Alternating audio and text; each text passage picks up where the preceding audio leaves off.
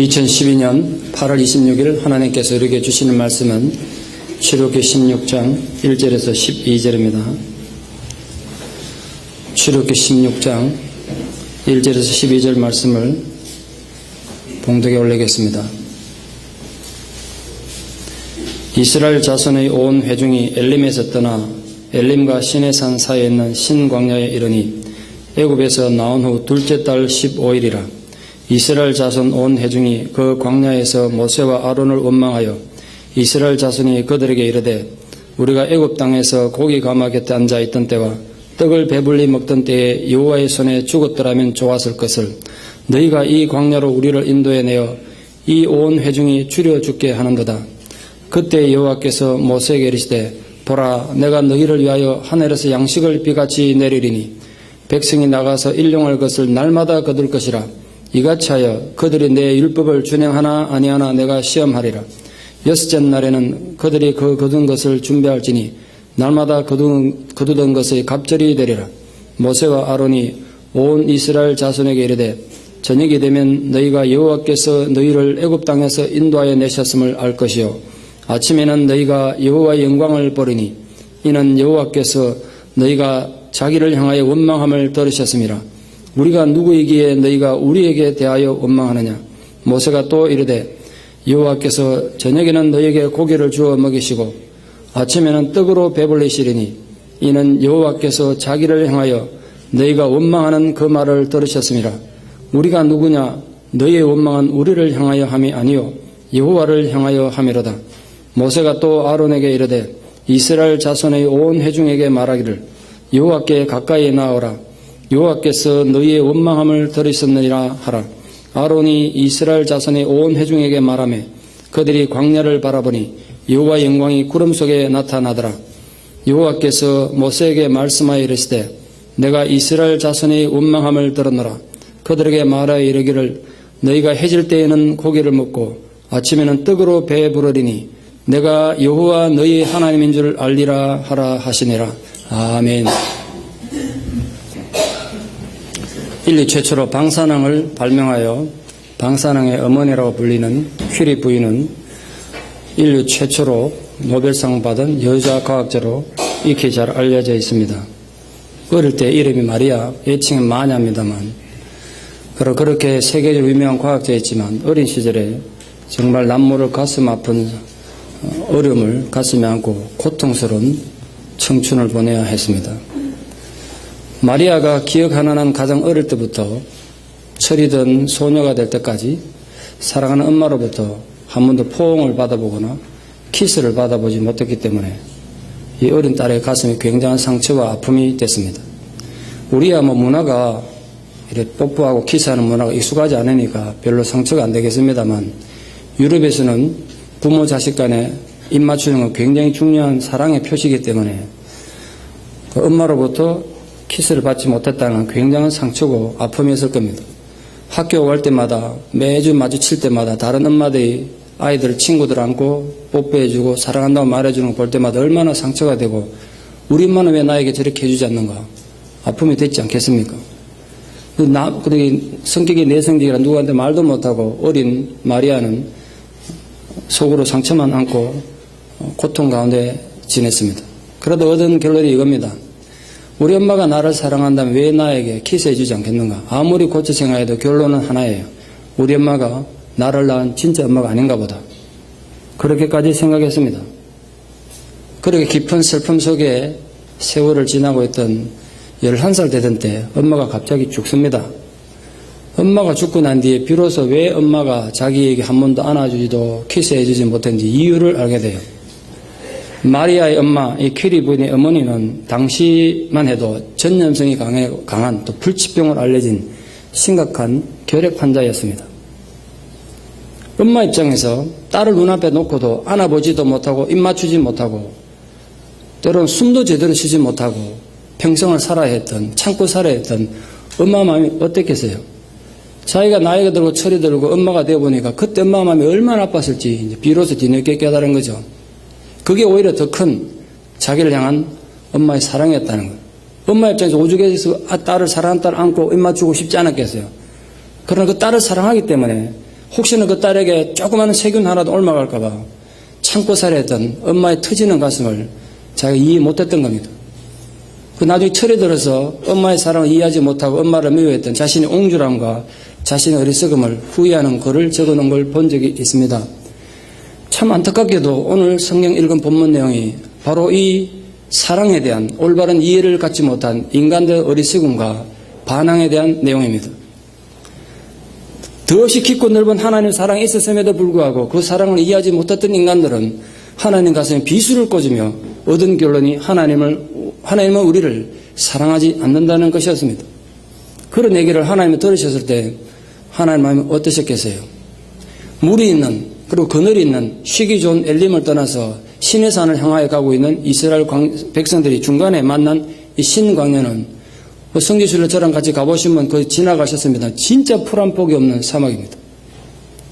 물은커녕 식량을 전혀 구할 수 없는 것입니다. 지금 이스라엘은 당대 최대의 문명의 국가, 최고의 문화의 위치에서 정말 황량하고 바람이 휘몰아치는 전혀 인적이 없는 그런 사막을 행진하고 있습니다. 인간적으로 보면 죽음의 행진이라고 말할 수 있지 않겠습니까? 어디로 가는지도 모르고 그렇게 떠나야 했습니다. 그나마 물과 그늘이 있던 엘림에서 쉴 때는 괜찮았는데 거기를 떠나가지고 무작정 사막을 걸어가야 했던 이스라엘 백성들의 두려움이나 절망이 혼란이 얼마나 컸을지 우리는 충분히 상상할 수 있죠. 출애굽하고 한 달이 됐습니다. 그들이 너무나 걱정하고 염려하던 현실이 그 두려움이 현실로 닥쳤는데 문제가 뭐냐면 우리 성경에는 없습니다만 요세푸스가 기록한 역사책에 그리고 유대인들이 기록한 역사책에 의하면 출애굽할 때 이스라엘 사람들이 애굽에서 가져나온 식량이 딱 한 달치였다고 합니다.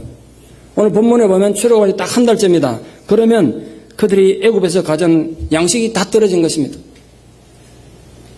풍족한 삶을 기대하며 출애굽하면 뭔가 대단히 좋은 삶이 기다릴 줄 알고 꿈의 부포로 희망의 부포로 출애굽했던 이스라엘에게는 이 먹는 문제, 인간의 가장 기본적인 생존조차 힘든 현실에 직면하자 또다시 원망이 연병처럼 퍼져나갔습니다. 지금도 경제 문제가 세계적인 화두가 되고 정치인들의 큰 고민거리입니다만 이 성경에 쓰여지던 고대 중동지방에서는 지도자의 제일 중요한 자질은 딴 게 아니었습니다. 물과 식량을 제때 확보하는 것. 이게 지도자의 최고의 자질이었습니다.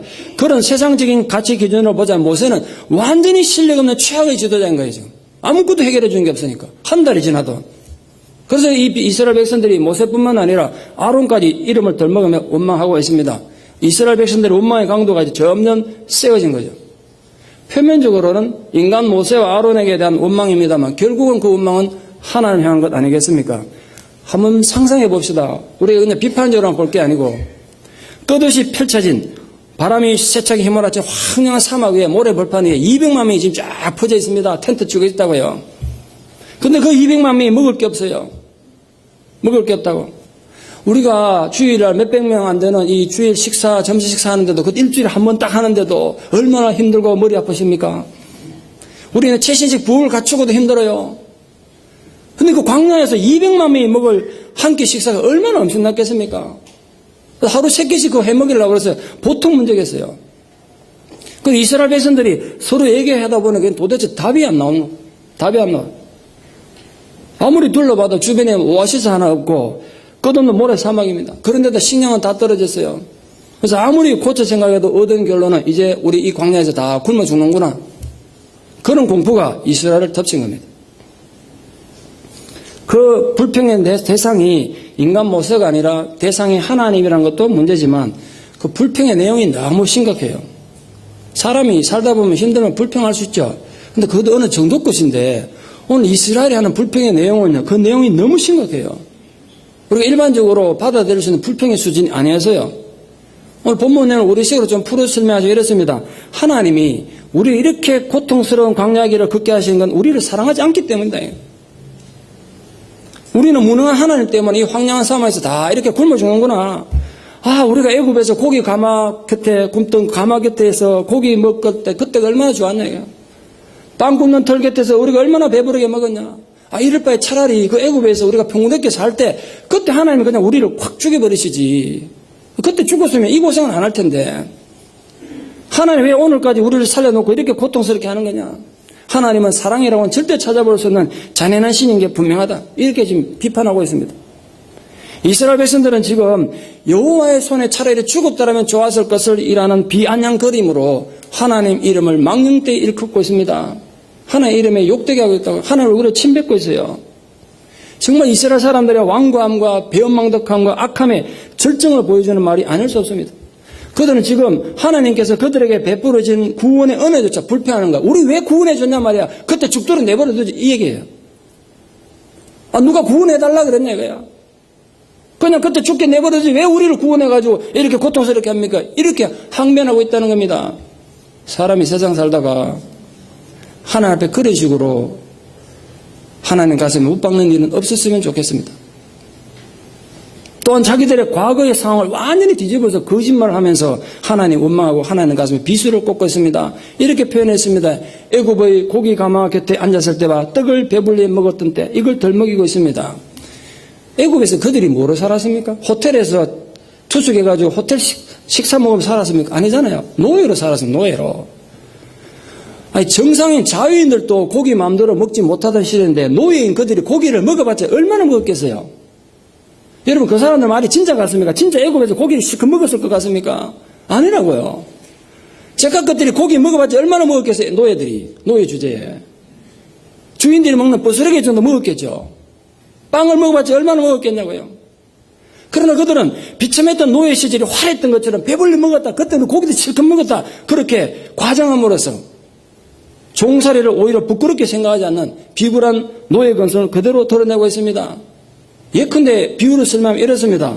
일본의 식민지로 우리가 얼마나 고통받았습니까? 36년. 그런데 일본의 식민지 시대가 그때가 우리가 행복한 시절이었고 잘 살던 시절이었다고 그리워한다고 해보세요. 얼마나 막말인가. 지금도 세계에 나가면 일본 사람들은 그렇게 주장합니다. 일본이 조선을 식민지화 했기 때문에 그 바람에 문명화되고 오늘처럼 발전했다는 거예요. 그때 식민지 안에서 아직도 자 비참한 아프리카 나라가 됐을 텐데 우리가 식민지 했기 때문에 잘 산다는 거야. 그때 기초에 굉장히 기초를 놨다. 이렇게 얘기하니까 반성을 못하는 겁니다. 그런 내용들이 우리 자신을 얼마나 수치스럽게 만들고 우리 역사를 부끄럽게 만드는 겁니까? 지금 이스라엘이 그런 상황이 있습니다. 기가 막힐 노릇 아닙니까? 그들은 자신들의 노예의 삶이 얼마나 비참했는지 벌써 잊어버리고 거짓말을 하고 있습니다. 그런데 인간의 심리 중에는요. 현재 삶에 불만을 가진 자들은 이전에 정말 더 나빴던 상황을 오히려 좋게 포장해가지고 자기 현재의 불만을 합리화하고 내가 이래 불평하는 게 정당하다는 걸 합리화할 뿐 아니라 이웃을 선동하는 야비한 본능이 있습니다. 우리 그러기가 다 쉽다고요. 오늘 이스라엘 사람들은 전부 집단적으로 그런 야비함에 중독되어 있습니다. 그때가 좋았는데 그때는 더 죽을 고생해놓고. 이스라엘의 불평의 내용이 뭡니까? 결론은 하나예요. 자신들이 애굽 떠나는 게 잘못됐다는 거예요. 애굽 떠나는 게 절대 하나님 뜻이 아니었다는 거예요. 하나님 뜻은 자신들이 애굽의 고기 가마 곁에서 배불리 고기 먹고 빵을 배불리 먹다가 살다 죽는 건데 모세와 아론이 쓸데없이 자기들 괜히 데려 나와가지고 사막에서 고생하게 만든다 이겁니다.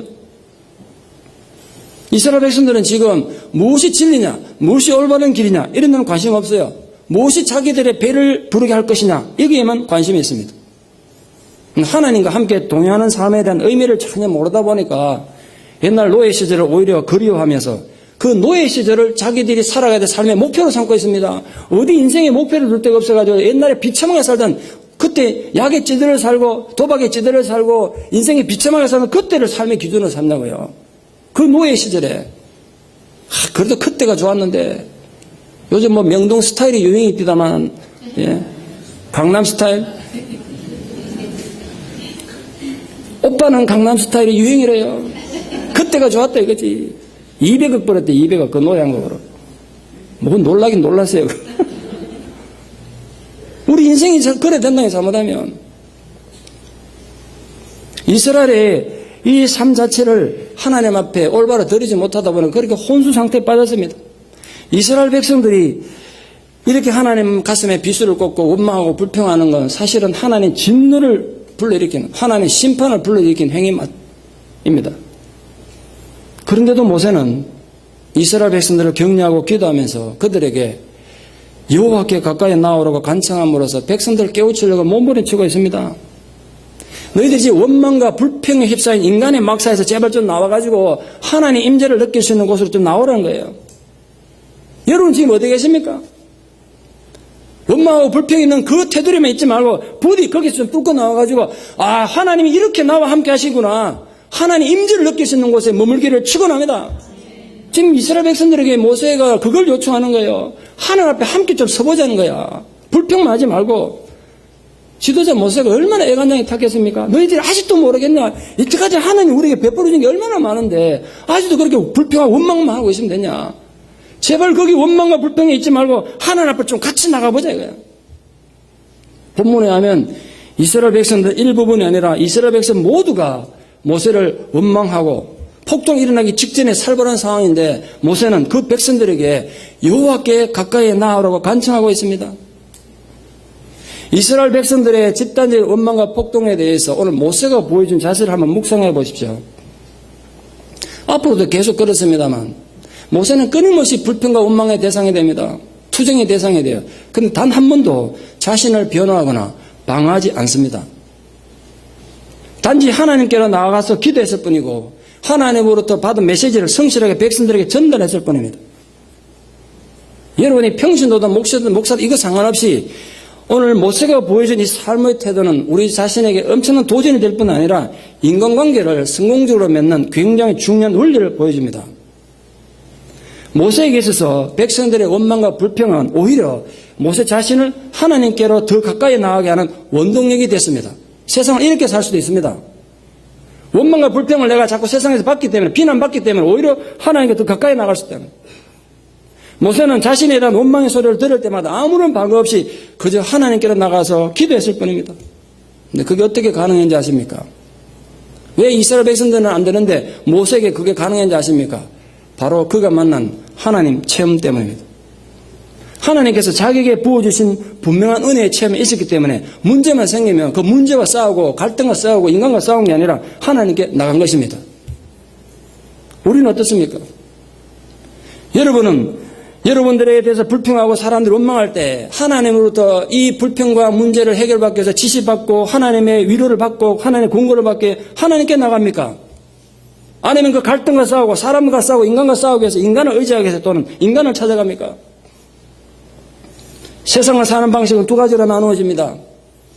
오늘 원망과 불평으로 살았던 이스라엘 사람들이 사는 방법이 있고 어떤 사람이 내게 불평하고 원망해도 그거 가지고 하나님께 나가는 모세의 방법이 있습니다. 여러분 어떻게 사시겠습니까? 현재 어떻게 살고 계십니까? 우리는 하나님 향해서 불평하고 원망하는 이스라엘 같은 존재가 절대로 돼서는 안 되는 거 아니겠습니까? 우리가 울적한 심정으로 세상과 주변 환경을 자꾸 보면 하나님의 선하심에 대한 회의가 누구나 생깁니다. 그런데 여러분 그런 위기 상황일수록 하나님께 가까이 나아가서 하나님께서 나를 위해 행하신 일을 되새겨보는 사람 되기를 소망합니다. 아무리 절망과 고통스러운 상황이 있더라도 하나님의 선하심을 의심하기 전에 잠시 멈춰가지고 내가 지금까지 받은 하나님의 축복을 한번 헤아려 보십시오. 여러분 미국 이민 땅에 오실 때 얼마나 황금 송아지를 갖고 오신지 모르겠습니다만 적어도 빈주먹으로 오셔가지고 지금까지 살았으면 하나님 은혜를 산 줄 믿습니다. 자식도 공부 세우고 집 한 칸 지키고 자동차 몰고 살면 성공한 것입니다. 그 은혜를 한번 헤아려보라. 은혜를 지금까지 받은 은혜를. 근데 그걸 자꾸 잊어버리니까 원망과 불평밖에 안 나는 겁니다. 참으로 감사하게도 하나님께서 모세 대신 나서서 모세를 대변하여 싸워주셨습니다. 근데 그 싸움이 이 불평을 원망하는 백성들을 죽이고 저주하는 게 아니었습니다. 정말 이해하기 힘든 부분입니다만 그렇게 하나님 이름을 욕되게 하고 하나님의 세운 지도자 모세를 원망하는 이스라엘 백성들에게 하나님께서 저주하거나 원망한 것이 아니라 징계한 것이 아니라 즉각 하늘에서 식량을 비처럼 내려가지고 그들의 배고픔을 한순간에 해결해 주신 것이었습니다. 오늘 하나님께서 분명히 이스라엘 백성들이 원망하는 소리를 들었다 그러셨습니다. 오늘 짧은 본문 속에 그 말이 4번 이상 나옵니다. 오늘 본문에 제일 많이 등장하는 단어가 원망입니다. 그걸 하나님이 들으셨다는 거예요. 그런데도 어떤 책망이나 징계나 저주가 아니고 왜 하나님께서 한마디 징계도 없고 너희들 그러면 되냐? 내가 너희들에게 베풀어준 은혜가 얼마나 많은데 그렇게 원망부터 하면 되냐? 너희들은 왜 은혜를 모르냐? 이렇게 한마디 책망도 없고 왜 즉각적으로 문제를 해결해 주셨겠습니까? 이유가 뭘까요? 이유가 뭘 것 같습니까? 제가 그 부분에 대해서 이번에 많이 묵상을 했어요. 몇 가지 은혜를 받았습니다. 첫 번째 제일 중요한 건 이겁니다. 하나님께서는 그들이 울부짖기 전에 그들의 모든 문제를 알고 계셨고 이미 준비하고 계셨습니다. 이미 준비하고 계셨다고요.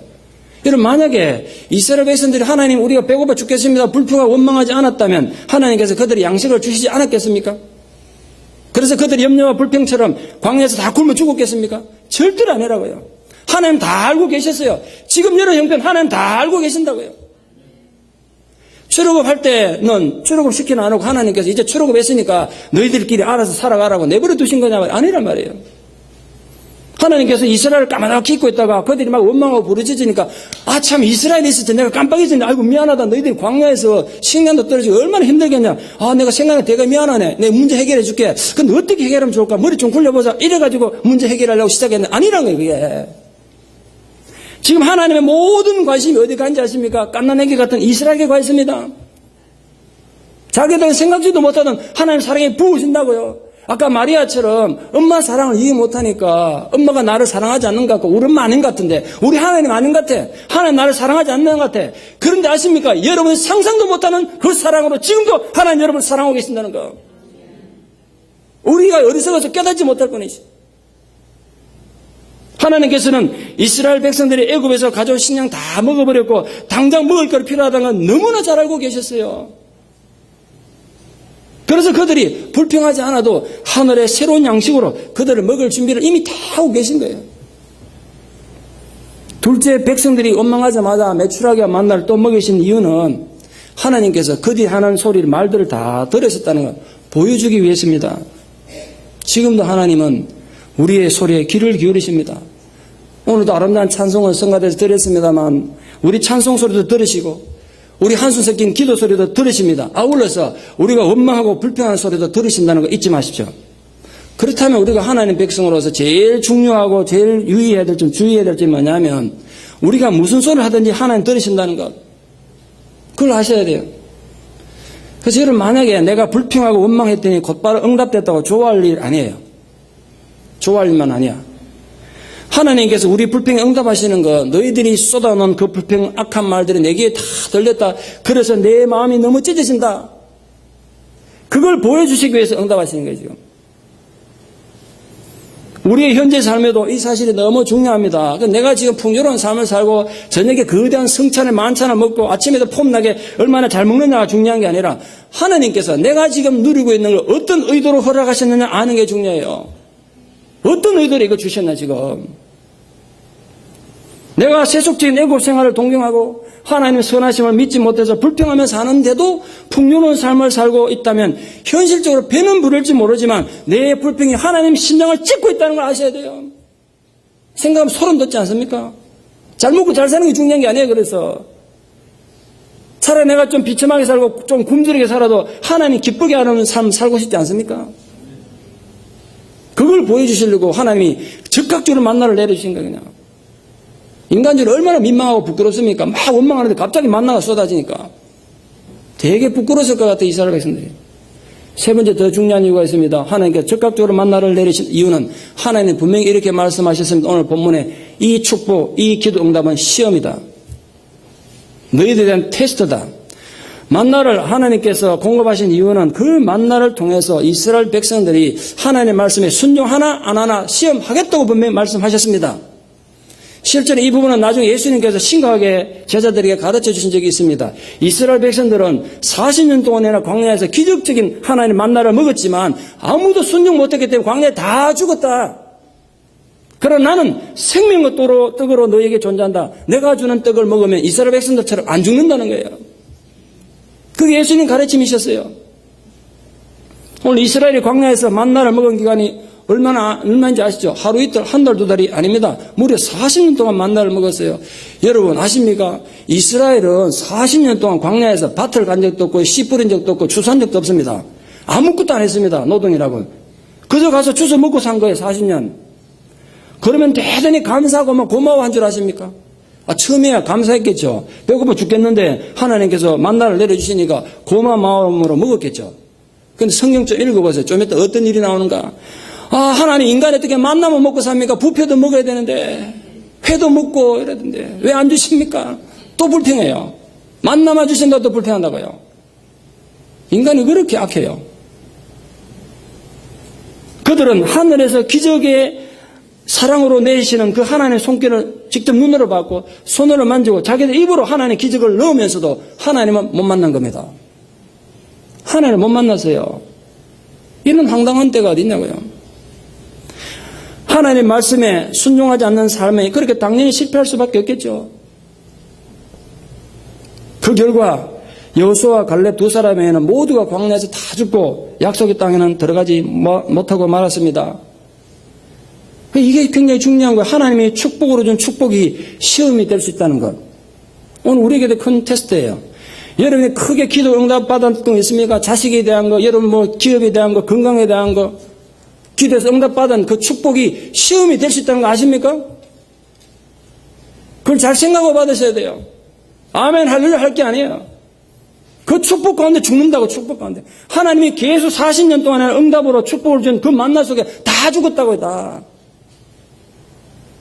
오늘 우리도 마찬가지예요.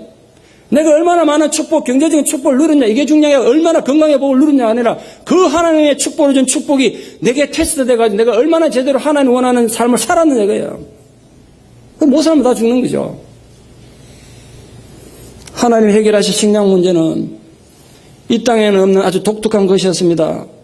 아침에 이슬이 내릴 때 함께 내린 하얀 색깔의 곡식 가루입니다. 그게 뭔지는 아쉽지만 알 수가 없습니다. 지금도 모릅니다. 그때 사람들도 몰랐고. 그래서 김지사, 이지사가 전부 만나를 구하러 가가지고 묻습니다. 이거 들고 이지사 이게 뭐야? 김지사도 묻습니다. 이게 뭐니? 이게 뭐니가 히브리어로 만후인데 그게 만나로 번역됐습니다. 그러니까 여러분 만나는요 의문문이에요. 이게 뭐냐? 이게 뭐냐는 의문문이 보통 명사가 된 겁니다. 식당에 가면 해장국 얼마 이래 됐는데 그게 이게 뭐냐가 얼마 이래서 됐겠다니까. 만나가 이게 뭐냐는 의문문이에요. 서로 뭐냐 묻다가 그게 그 뭐 음식 이름이 돼버렸어요. 그런데 그 만나는 해가 뜨면 사라졌습니다. 굉장히 중요한 상징적 의미가 있는데 해가 뜨기 전에 동물들이 움직이기 전에 다른 생명체가 움직이기 전에 사라졌어요. 저는 이렇게 해석합니다. 하나님의 은혜가 언제나 내리긴 하지만 하나님의 은혜와 영광이 절대로 함부로 욕되기를 원하진 않으셨어요. 만약에 하루 종일 그냥 광야에 있으면 아무 때나 얻을 수 있다면 여러분 지금 동물들이 굉장히 많지 않습니까? 소떼 양떼 가가지고 똥 누고 밟고 지나가다 엉망할 거라고요. 하나님 은혜를 내린 게 얼마나 무가치하게 되겠어요. 하나님 그러지 원하지 않으셨어요. 그 동물들이 풀 들어가기 전에 다 없애버렸어요. 하나님 은혜를 함부로 낭비하지 말은 거예요. 하나님 은혜를 함부로 욕되게 하지 말은 거예요. 너희가 아무런 노동의 대가 없이 주어졌지만 하나님 은혜라고 해서 함부로 살면 안 된다 인생을. 많은 학자들이 이 만나의 정체에 대해서 설명한 걸 이번 설교 중에 많이 읽어봤습니다. 이런 거 저런 거 뭐 어떤 식물의 내용, 어떤 사람들은 꿀이 포함된 어떤 분비물로 막 설명한 사람도 있는데 내가 읽어보고 생각했어요. 야, 이 세계적인 학자들이 이런 거 갖고 고민했네. 쓸데없는 고민했네. 왜냐하면 그들의 설명들이 절대로 설명 못하는 내용이 하나 있어요. 만나는 40년간 특정한 장소에 특정한 시간에만 주어졌습니다. 어떤 계절의 영향도 없고요. 봄, 여름, 가을 계절의 영향도 없고 장소의 영향을 받지 않았습니다. 이스라엘 백성들이 40년 동안 한 장소에만 몰린 게 아니라 계속 움직이면서 살았는데 이스라엘 백성들이 가는 곳마다 내렸지 다른 곳에 내리지 않았습니다. 계절의 영향도 없고 장소의 영향도 없어요. 그러니까 그 세계적 학자들의 설명이 의미가 없는 거예요. 만나에 대해 이스라엘 백성들이 꼭 알아야 하는 정말 중요한 하나님 가르침이 있습니다. 만나는 줄임 배나 채우라고 하나님 주신 게 아니라는 거예요. 역사에 존재한 적이 없는 기적적인 방법으로 하나님의 식량을 공급하신 의도는 이스라엘 백성들이 그들이 체험한 그 기적의 현장에서 그들이 체험한 삶의 현장에서 여호와 하나님이 어떤 분인지 알기를 원하셨습니다. 하나님이 어떤 분이 정말 깨닫는데 하나님의 목적이 있었습니다. 먹고 사는 문제가 결국은 하나님 손에 다 달렸으니까 하나님 백성으로서 말씀이 올바로 순종하고 사는 게 얼마나 중요한지 순종하는 백성이 되라는 거예요. 예수님도 그걸 가르치셨잖아요. 인간이 떡으로 사는 게 아니라 뭐로 산다고요? 오직 하나님 말씀으로 사는 것이다. 만나의 사건을 예수님 그렇게 해석하셨어요. 그러나 비극적이게도 이스라엘은 40년이나 광야에서 만나를 먹었지만 하나님의 말씀에 순종하는 데는 모두가 실패했습니다. 그래서 만나를 먹으면서도 광야에서 하나님 은혜 가운데 살지 못하고 다 죽었어요. 만약 우리에게 그런 초자연적인 먹거리가 하늘로부터 쏟아진다면 얼마나 조심하며 세상 살겠습니까? 우리는 그런 생각 들죠? 하나님이 그런 기적을 베풀어주면 정말 조심하고 살고 겸손하게 살고 온유하게 살 것 같은데 안 되더라고요, 인간이. 이스라엘은 하나도 변한 게 없었어요. 우리라고 뭐 별반 다를 게 있겠습니까? 오늘 본문은 고통 중에 있는 자가 믿음으로 인내하지 못할 때 하나님을 원망하는 악한 사단의 세력에 동조하게 된다는 것을 경고하고 있는 내용입니다. 잘못하면 신앙이 이래 살아요. 하나님 대적하는 세력에 동조하게 돼요. 이스라엘 백성들은 자신들의 현실적 어려움과 고난을 하나님께 아뢰고 진실한 마음으로 기도하기보다는 막무가내로 불평과 원망을 일삼았습니다. 저는 이 생각이 문득 들었어요. 왜 이스라엘 백성들은 모세처럼 하나님 앞에 나가서 하나님 우리가 지금 이렇게 힘들고 어렵습니다. 식량이 떨어졌습니다.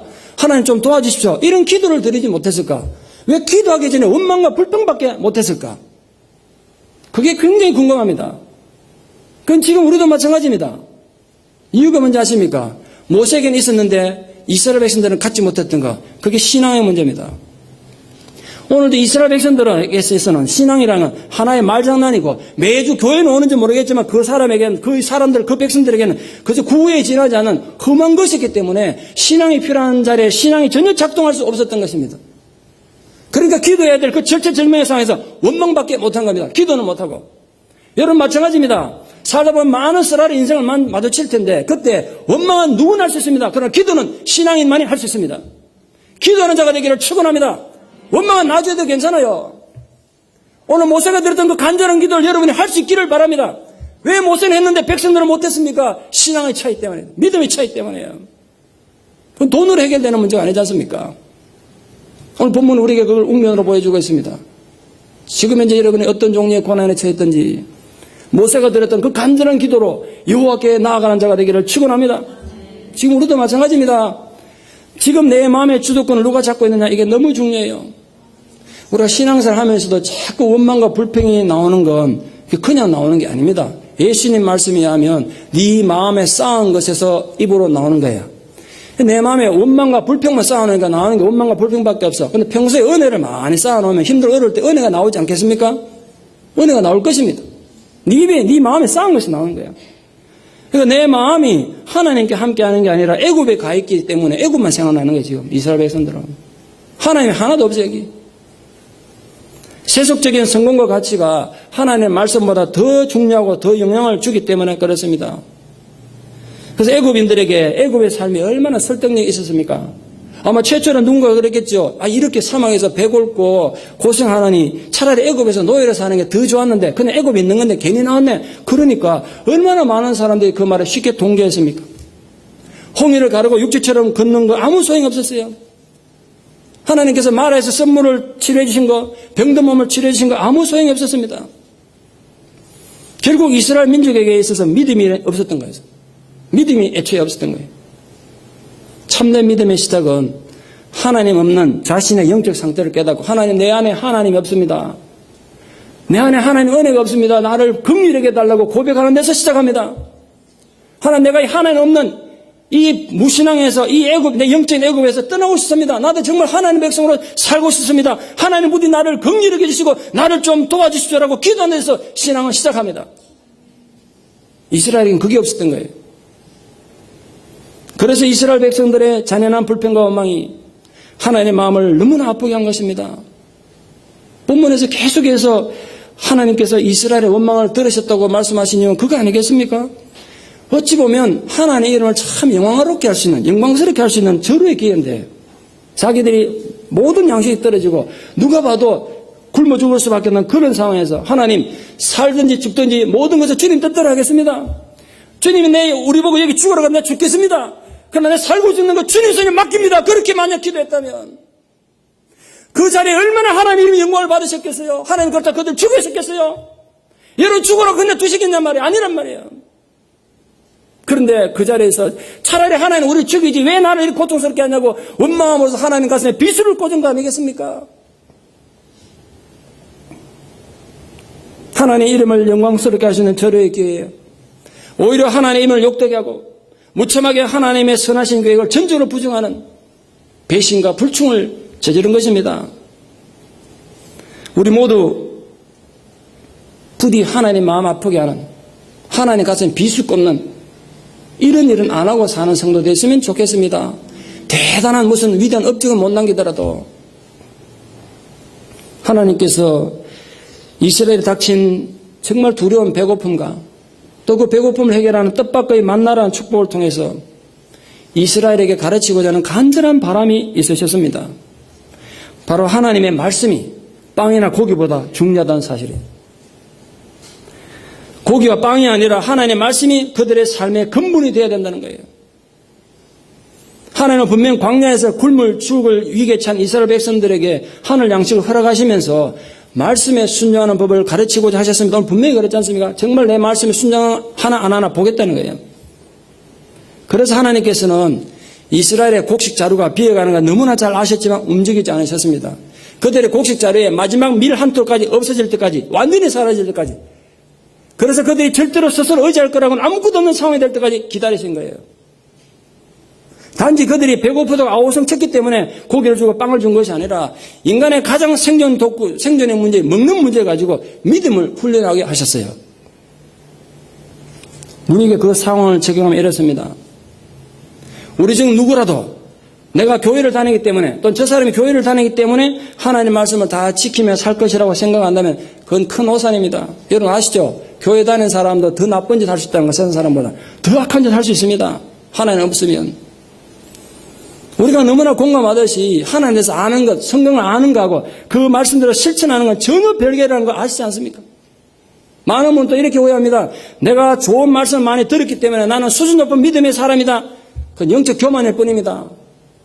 하나님과 아무 관계 없는 사람이 있을 수 있어요. 그건 착각이에요. 좋은 설교 많이 들었다고 내가 믿음이 좋아지는 거 아니라고요. 여러분 아무리 인터넷을 헤매면서 좋은 설교 들어보세요. 내 삶에 안 변하면 아무런 의미가 없는 거 아닙니까? 이스라엘 백성들 하나님이 직접 말씀하시지도 않는데 오늘 이스라엘 보세요. 그들이 어떤 상황에서 노예에서 자유를 얻었습니까? 정말 기적적으로 자유를 얻었지 않습니까? 10가지나 되는 재앙을 통해서. 홍해가 어떻게 갈라졌고 어떻게 홍해에서 구원을 체험했습니까? 그 순간은 감격이 있었기 때문에 온 민족이 감격의 찬양을 들었지 않습니까? 나라의 썰물이 한순간 단물로 바뀌고 그들의 목마름이 당장 해결된 걸 경험했습니다. 그런데 그 모든 경험들이 그들의 신앙에 무슨 경험이 도움이 됐냐 말이에요. 아무런 도움이 안 됐어요. 여전히 그들은 조그만 어려움이 닥치면 하나님 은혜를 부정하고 하나님의 사랑을 의심하고 불평했습니다. 우리가 이런 어려운 상황에 처한 보면 하나님이 우리를 사랑하지 않는 게 분명하다. 하나님은 무능한 신인 게 틀림없어. 마치 어린 마리아가 엄마의 깊은 마음을 이해하지 못해서 엄마가 친엄마가 아니라고 생각하고 미워했던 것과 똑같습니다. 아시다시피 이스라엘의 노예로 살던 애굽을 나오는데 며칠 안 걸렸습니다. 아마 하루 만에 나왔을 겁니다. 애굽은. 그런데 진정으로 하나님 백성으로 우리 표현을 하면 예수의 제자가 되는 믿음의 사람들로 준비되고 훈련되는 데는 40년 광야 세월로도 모자랐습니다. 40년 훈련돼도 안 되더라고요. 여러분 중에 교회를 40년 다녀도 인격이 안 바뀐 분 계십니까? 이번 기회에 한번 바뀌기를 축원합니다. 교회를 오래 다니는 게 뭐가 중요하냐고요. 40년인데. 사랑하는 성도님들은 부디 하나님 사람으로 제대로 훈련되기를 바랍니다. 하나님의 훈련은 여러 가지 방면에서 실시될 수 있겠죠. 그게 어떤 모양으로 주어진 훈련이든지 하나님이 여러분 훈련하실 때는 순종으로 잘 받아들이기 바랍니다. 기쁨으로 이겨내시기를 축원합니다. 말씀의 결론을 맺습니다. 한 아일랜드인이 아메리카에 가서 새로운 꿈을 펼치겠다고 아메리카로 이민을 가는 배에 탔습니다. 배 삭시 너무 비쌌기 때문에 배의 식당에서 음식을 사 먹을 수 없을 것 같아서 큰 손가방 안에 비상식량을 준비해 갔습니다. 말린 청어, 치즈, 크래커가 잔뜩 들었습니다. 다른 사람들이 밥 먹으러 식당으로 갈 동안 자기 혼자 갑판에 나서 조촐하게 혼자 식사를 합니다. 그래도 식단에 변화를 주기 위해서 아침에는 청어, 치즈, 크래커 순서로 먹고 점심에는 치즈, 크래커, 청어 순서로 먹었습니다. 저녁에는 크래커, 치즈, 청어 차례로 먹었습니다. 먹어봐야 그게 그겁니다만. 그런데 식당에서 나오는 그 아름다운 음식 냄새가 이 고문입니다, 고문. 그 맡고도 참아야 되니까. 그런데 항해가 자꾸 길어지는 바람에 그나마 가져갔던 게 다 떨어지고 나중에는 굶고 쌓여 있습니다. 아사 직전이 됐습니다. 근데 다행히 이제 방송에 나오는데 내일 아침이면 뉴욕 항에 도착한다는 거야. 이 긴 지옥 같은 항해가 끝났어요. 자기가 생각하면 자기가 너무 처량하고 하니까 뉴욕에 도착하기 전날 내가 오늘 저녁에는 마지막으로 밥 한 끼 사 먹고 내야지. 이런 생각이 들었어요. 그래도 식당이 너무 좋아 보여서 식당이 돈이 너무 비쌀 것 같아서 식당에 바로 가서 물어보면 창피당할까봐 사무장한테 살짝 가서 물었어요. 사무장님, 내가 오늘 마지막 항해인데 그래도 밥은 한 끼 먹고 내려야 될 것 같아서 오늘 밥 한 끼 좀 사 먹고 싶은데 저 식당에 가서 근사한 정차나 한 잔 먹으면 한 끼 먹으면 도대체 돈이 얼마나 하냐고. 여기 사무장이 고기를 갸웃갸웃 하더니 선생님 티켓을 좀 보자고 그래서 티켓을 보여주니까 사모님이 깜짝 놀라면 이렇게 말했습니다. 아니 선생님 티켓은 여행 중 전 식사 대금이 포함됐는데 이랬습니다. 얼마나 많은 하나님의 자녀들이 이렇게 살고 있는지 모릅니다. 얼마나 많은 신앙인들이 이렇게 비참하게 살고 있는지 몰라요. 우리는 값을 전혀 지불할 필요가 없는 하나님의 축복을 엄청나게 갖고 있으면서 그 의미를 알지 못해서 전혀 그 축복을 누리지 못한 어리석은 성격같이 그렇게 사는 존재는 아닙니까 혹시? 우리의 원망을 들으신 하나님은 기억하십시오. 놀라운 축복 여러분 가정에 여러분 자녀들에게 여러분 삶에 이미 주셨는데도 우리가 그 하나님의 사랑의 의미를 깨닫지 못해서 늘 스스로 시험에 들지는 않습니까? 자기 함정의 홀에 빠져가지고 하나님을 혼자 의심하고 계시지 않습니까? 하나님 나를 사랑하지 않는다고 혼자 원망하고 계시지 않냐고요. 부디 이미 여러분에게 주어진 하나님의 은혜와 사랑을 한번 헤아려 보기를 추천합니다. 그리고 지금 여러분 인생이 광야에서 마지막 밀 한 톨이 떨어져 죽음이 눈앞에 아른거린다고 해도 모세의 그 하나님, 모세가 가까이 나아가자 초청한 그 하나님은 진실로 신뢰하고 의지함으로써 여러분 인생에도 하나님의 축복의 만나가 비처럼 내리는 감동이 있기를 축원합니다. 기도드리겠습니다. 하나님 은혜를 감사드립니다. 인생이 어리석어서 놀라운 하나님의 축복과 은혜에도 불구하고 그 하나님의 은혜와 축복을 깨닫지 못하여 비참하게 살고 원망하며 살 때가 얼마나 많은지 모르겠습니다. 우리 이 시간 입을 열어 고백합니다. 내가 주님을 의지합니다. 하나님은 나의 모든 형편을 아시는 줄 믿습니다. 주님, 내가 원망하고 불평하기 전에 모세의 하나님을 나의 하나님을 고백합니다. 오늘 모세가 가까이 하나님께 나아가자고 했던 그 하나님께 내가 나아가 부르짖습니다. 하나님 나를 좀 도와주시옵소서. 우리를 좀 긍휼히 여겨 주시옵소서. 우리 모든 고통에서 자유하여 우리 또한 하늘의 만나가 비처럼 내리는 축복과 감동 속에 살아가는 하나님의 복된 자녀들 되게 하여 주시옵소서. 예수님 이름 받들어 기도드리옵나이다. 아멘.